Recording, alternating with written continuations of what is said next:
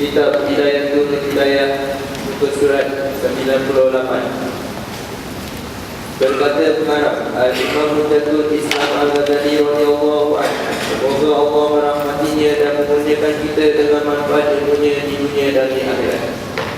Ke-11, janganlah imam mengkhususkan dirinya ketika membaca kunut dalam sembahyang subuh, maka hendaklah dia berdoa dengan lafaz Allahumma atina fi man hadait wa afina fi man afait wa tawallana fi man tawallait wa barik lana fi ma a'tait wa qina syarra ma qadait. Artinya, ya Allah, tunjukilah akan kami bersama orang yang telah Engkau tunjuki, dan afiatkanlah kami bersama orang yang telah Engkau afiatkan, dan pimpinlah kami bersama orang yang telah Engkau pimpin, dan berkatilah bagi kami pada segala sesuatu yang telah Engkau berikan, dan peliharalah kami daripada kejahatan apa-apa yang telah Engkau putuskan. Dan hendaklah imam meninggikan suaranya dengan kunut, dan para makmum hendaklah mengaminkannya di belakang. Dan janganlah mereka mengangkat tangan ketika berkunut, kerana perkara itu tidak stabil daripada perbuatan Rasulullah SAW.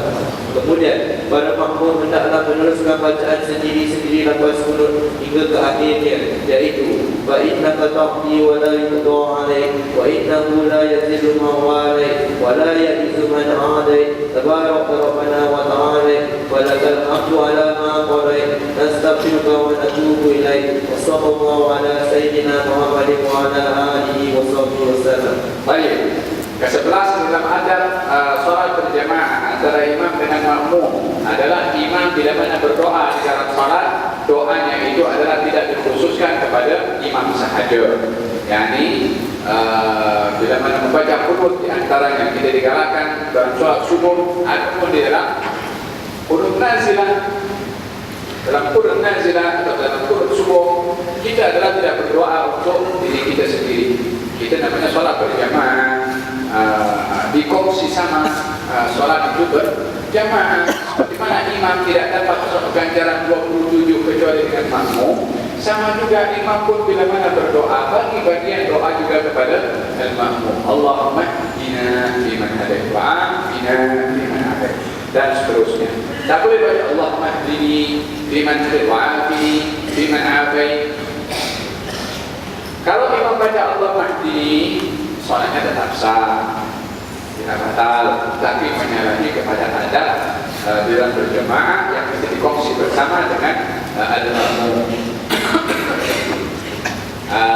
Ada berkenaan dengan apa itu doa bagi imam, dan juga digalakkan kita ini berdoa kepada Allah Subhanahu wa taala, tidak doa untuk diri sendiri. Usahakan kita bila berdoa gabungkan yang lain. Yani kita dalam khutbah Jumat terakhir dirukun kepada khutbah Allahumma ighfir muslimin wal muslimat wal mu'minin wal mu'minat. Sedunia yang ada orang Islam kita doakan semoga Allah ampunkan dosanya. Ini bila kita setiap Jumat, bahkan setiap hari kita digalakkan oleh Allah beristighfar untuk kaum mukminin dan mukminat 27 kali. Astaghfirullah lil mu'minin wal mu'minat, sebelum subuh dan juga sebelum terbenam matahari. Digalakkan untuk baca istighfar tersebut. Ada satu peristiwa baginda Rasulullah SAW dalam majlis. Lalu datang seorang badui masuk. Jangan sampai pernah kisahkan di sini juga. Itu badui terus pergi pojok masjid, cakap-cakap punya kain. Dia buang air kecil di pojok masjid itu. Maka para sahabat ini menghalau kepada badui. Kata baginda Rasulullah, jangan biarkan sampai habis. Nabi bersabda, ambilkan banti penuhi dengan air dan tuangkan di tempat itu badui buang air kecil. Maka dia ambil sahabat, tuangkan air di situ. Masalah sandal dipakai itu badui yang baginda Rasulullah. Dia jumpa datang begitu jumpa baginda Rasulullah. Tengok sahabat semua yang ada itu matanya menatap melotot kepada badui itu. Badui itu mengatakan, kamu tengok kepada aku dengan pandangan yang tak suka, apa pasal? Dia tak merasa kalau apa yang dia buat itu tak betul. Dia tak tahu. Dia tak tahu apa yang dia buat itu adalah dianggap perkara biasa. Maka ubat orang yang tidak tahu itu diajar supaya dia tahu. Maka kata baginda Rasulullah SAW, dia beritahukan apa pasal mereka yang sedang marah kepada kamu. Dia beritahu di masjid, tak boleh kamu buat apa yang kamu buat sebentar tadi. Kata dia mengatakan, kalau begitu aku tak akan buat lagi setelah dia beritahu. Itu baru dia kata Allahumma ighfirli wa Muhammadan wa la taghfir ghaira ahad. Ya Allah, ampunkan dosa aku dan Muhammad, yang lain jangan. Kata Nabi SAW, kamu sempitkan benda yang luas. Yani jangan kamu takut dosa dengan kamu saja, tapi yang lain. Selagi pemberian itu adalah tak kurang apa yang kita dapat kalau Allah bagi kepada yang lain, apa salahnya kita mendoakan untuk yang lain?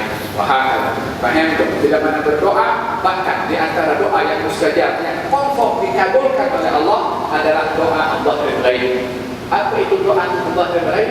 Kita doa untuk orang lain yang orang lain tak tahu kalau kita doakan. Kata sahabat kita Rasulullah, orang yang mendoakan kepada orang lain dengan kebaikan, malaikat akan menjawab, walaka hidup, bagimu juga dapat apa yang kamu doakan kebaikan untuk orang lain. Yang mendoakan kita malaikat, kita mendoakan orang lain. Yang mendoakan kita malaikat. Tentunya doa malaikat beda dengan doa kita. Doa kita ini, ya Allah. Doa malaikat adalah keluar daripada lisan yang tak pernah bermaksiat kepada Allah Subhanahu wa Ta'ala. Doa kita lebih cepat untuk didapat dan diberikan oleh Allah dengan doanya malaikat berbandingkan dengan doa kita kepada orang lain itu. Tapi kita akan dapat doa daripada malaikat kalau kita doa untuk orang lain. Namanya doa al-zahir al-ghaib. Apa salahnya kita ya Allah kalau kita ada masalah dengan orang lain, bagi hidayah kepada dia, bagi apa semua apa yang perlu untuk kita doakan. Selagi kita berpeluang untuk mendoakan kebaikan, kenapa kita menginginkan kehancuran kepada orang itu? Faham tu? Dan doa al-ghaib, doa yang orang itu tak tahu kalau didoakan. Tak payah beritahu pula, esok beritahu aku doakan selalu malam lah. Tak jadi doa al-ghaib dah, tidak beritahu dah terang-terang. Doa al-ghaib, orang berdoa untuk orang lain tanpa diketahui oleh orang tersebut. Baik. Dan bila mana sampai faedah kata tadi itu dibaca perlahan-lahan. Makmum pun dibaca sama-sama. Faham tu? Imam Al-Ghazali mengatakan di sini tak perlu untuk mengangkat tangan. Ini adalah pandangan yang menjadi pegangan kepada Imam Al-Ghazali rahimahullah alaih. Walaupun dalam pandangan-pandangan yang lain, di antara adab berdoa itu adalah mengangkat tangan. Imam Nawawi dalam kitab Al-Adhkar menceritakan bagaimana baginda Rasulullah SAW bila mana berdoa adalah baginda mengangkat kedua tangannya. Tidak, di dalam mengangkat tangan dalam mazhab yang dikuatkan dalam mazhab pengikut dari Imam Syafi'i adalah disunahkan untuk mengangkat tangan, termasuk ketika berada di dalam qunut. Ayat. Bila mana mengucapkan salawat dalam qunut sallallahu alaihi wasallam Muhammad wa ala alihi wa sahbihi wasallam. Ditambah wa baraka boleh. Kalau wasallillahumma lamnya baris bawah, maka wasallim lamnya wasallim pun baris bawah. Kalau sallallahu sallam, kalau sallillah sallim. Faham tu? Itu kedua-duanya boleh. Wassallallahu alaihi wasallam Muhammad wa ala alihi wasallam. Wassallallahu alaihi wasallam Muhammad wa ala alihi wa baraka wa sallam. Boleh. Wassallallahu ala sayyidina Muhammad wa ala alihi wa barik wasallim. Kalau sallallahu sallam baraka atau baraka wa sallam. Kalau sallallahu barik wasallim. Faham tu? Gerak. Ke-12, janganlah makmum berdiri sendirian di belakang saf, tetapi hendaklah ia masuk ke dalam saf atau ia menarik seorang makmum yang ada di hadapan untuk bersama dengannya di saf yang baru. Adab di dalam berjamaah itu adalah tidak dibenarkan seseorang sembahyang sendirian di belakang saf. Hukumnya adalah makruh. Makruhnya itu boleh menyebabkan dia tidak mendapat fadilah salat berjamaah. Salatnya sah tapi tak dapat fadilatul jamaah. Dia ada beza solat sah dengan tak dapat fadilatul jamaah. Kalau sah tak dapat fadilatul jamaah, tak perlu dia mengulang. Tapi kalau tak sah tentunya tak dapat fadilatul jamaah, dia wajib untuk mengulang. Itu perbezaannya. Dari zaman Rasulullah SAW Nabi salat Allahu Akbar. Lepas itu ada sahabat yang datang lewat. Kemudian Nabi pergi rukuk, Allahu Akbar. Sahabat itu masih berada di pintu masjid. Sahabat itu takut Nabi bangkit. Yang kalau Nabi bangkit, dia terlepas daripada dapat rukuk bersama dengan Nabi. Maka dia pun di belakang dia sorak-sorak, Allah Akbar, rukuk. Selesai salam, Nabi menoleh ke belakang dan nampak sorak. Ditanya oleh baginda Rasulullah, kenapa kamu sorak-sorak di belakang sana? Diberitahu ya Rasulullah, saya datang mendapati kamu dalam keadaan rukuk. Saya khawatir terlepas untuk mendapatkan satu rakaat dengan kamu sementara kamu berada dalam keadaan rukuk. Saya pun rukuk di tempat saya. Kata baginda Rasulullah, zadakallahu hirsan wa la ta'ud. Semoga Allah menambahkan lagi semangat kamu untuk mendapatkan satu rakaat bersama dengan aku daripada awal, tetapi jangan kau buat benda yang ini sekali lagi. Yang didoakan, dihargai keinginannya untuk dapat rakaat bersama dengan baginda Rasulullah, tapi oleh kerana menyalahi kepada adab di dalam cara salat, yaitu berdiri sendirian saf di belakang, maka Nabi kata jangan kamu ulangi. Lalu bagaimana kalau kita salat datang lewat saf dan penuh sana, di belakang tak ada orang yang datang, bagaimana kita nak buat? Kita kena tarik satu orang.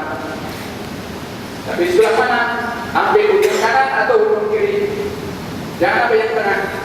Kalau yang tengah baru berisyarat tarik belakang sini. Itu orang yang berada di hadapan karena mesti paham ini benda mesti setiap orang beriman karena mesti tahu perkara berkaitan dengan solat, bukan hanya terterhad kepada macam mana kita solat rukunnya dan sebagainya. Adabnya kita kena mesti tahu. Jangan orang tarik kita punya kain belakang dia macam ni.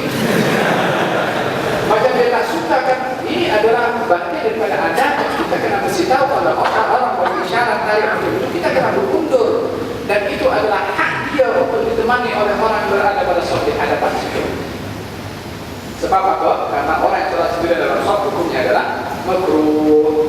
Jadi bagaimana kalau seorang datang lewat pergi ujung kanan atau ujung kiri, Allahu Akbar, tarik sikit atau sentuh sikit saja, maka dia akan paham dia akan bertemu belakang. Kalau nanti ada orang yang datang lagi balik, yang depan yang duduk tadi yang berundur, maju lagi ke hadapan supaya saf yang di depan itu terisi. Jadi semuanya adalah penuh. Paham tak? Ini adalah adab di dalam saf gerak yang terakhir. Ke-13, janganlah makmum itu mendahului imamnya pada perbuatan atau menyamainya, bahkan hendaklah ia terkemudian daripada imamnya. Maka janganlah makmum rukuk sebelum imam sampai kepada hak rukuk, dan jangan makmum turun sujud sebelum dari imam tercatat di atas lantai. Aywa, kita di dalam mengikut kepada imam itu kena mesti menunggu imam sempurna berpindah daripada satu rukun ke rukun. Perpindahan imam daripada satu rukun ke rukun itu mesti diikuti oleh makmum bila mana imam sudah lengkap sempurna berpindah kepada rukun, bukan saat berpindah. Contohnya, imam ingin pergi ke sujud daripada berdiri, atau ingin pergi ke rukuk. Bila makmum ikut imam ketika rukuk, setelah imam itu sempurna dalam rukuknya, bukan saat dia menuju ke rukuk, tak setelah sempurna, maknanya sudah rata semua, baru makmum kena ikut dengan imam. Demikian juga ketika sujud, ketika imam itu sudah menyentuh dahi ke tanah. Demikian juga ketika bangkit daripada sujud, ketika imam sempurna berdiri, baru imam kena ikut dengan imam. Bukan yang menjadi ukuran kepada ikut imam itu suaranya. Terkadang imam memendekkan suaranya kalau bagi sujud, dia jauh, Allahu Akbar, takbirnya dah selesai, tapi gerakan menuju ke bawah itu belum lagi sampai. Kita tak boleh ikut imam melalui suara. Suara hanya sebagai tanda sahaja. Oleh sebab itu imam kena pandai, kena bijak bila mana ingin berpindah daripada satu rukun ke rukun, maka hendaklah kalimat bar pada Allahu Akbar itu bersamaan dengan sentuhan dahi ataupun tangan itu ketika berada dalam keadaan rukuk. Allahu Akbar, bar itu dahi sudah berada di tangan. Jangan sudah masih belum sampai ke tanah, bar makmum dah sampai dulu di belakang sana, tak nampak dah sampai di belakang. Faham tak? Ada imam pun jangan terlalu lama juga. Nak pergi rukuk, Allah dah sampai fardu. Ini ada juga. Ini saya cerita atau seperti kau memang ada berlaku di sebahagian tempat. Terkadang salah itu kepada imam, terkadang salah kepada makmum.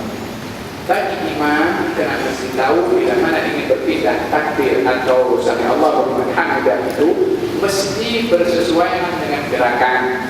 Dia tak boleh takbirnya itu lama sementara pergerakannya sudah sempurna, atau takbirnya cepat sementara pergerakan belum sempurna. Tak, suara dan gerakan mesti sama supaya boleh diikuti dengan makmum yang belakang. Dia tak tahu tak bagaimana makmum nak ikut dengan imam. Ya dengan suara tadi. Kalau imam tak betul menyuarakan suara perpindahan itu, kadang kabut makmum di belakang.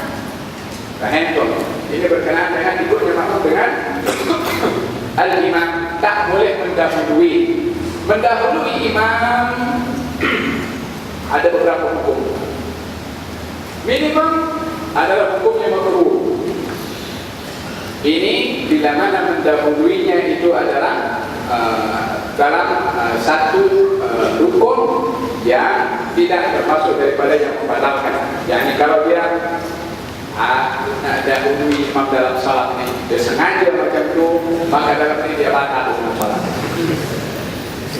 Tapi kalau dia mendahului imam disebabkan oleh kerana tidak tahu adab untuk mengikut kepada imam, kata baginda Rasulullah, dikhawatirkan orang yang mendahului imam dalam gerakan salatnya itu akan dibangkitkan di hari kiamat dalam keadaan kepalanya itu berubah kepada tanah. Faham tu? Idan kena tentu imam. Innama ju'ilal imam liyutamma bihi. Imam itu dijadikan imam untuk diikuti, bukan untuk didahului, tapi diikuti. Itu adalah kedudukan daripada al-imam. Wallahu a'lam. Kita akan masuk adab-adab pada Jumat insya-Allah pada minggu yang akan datang.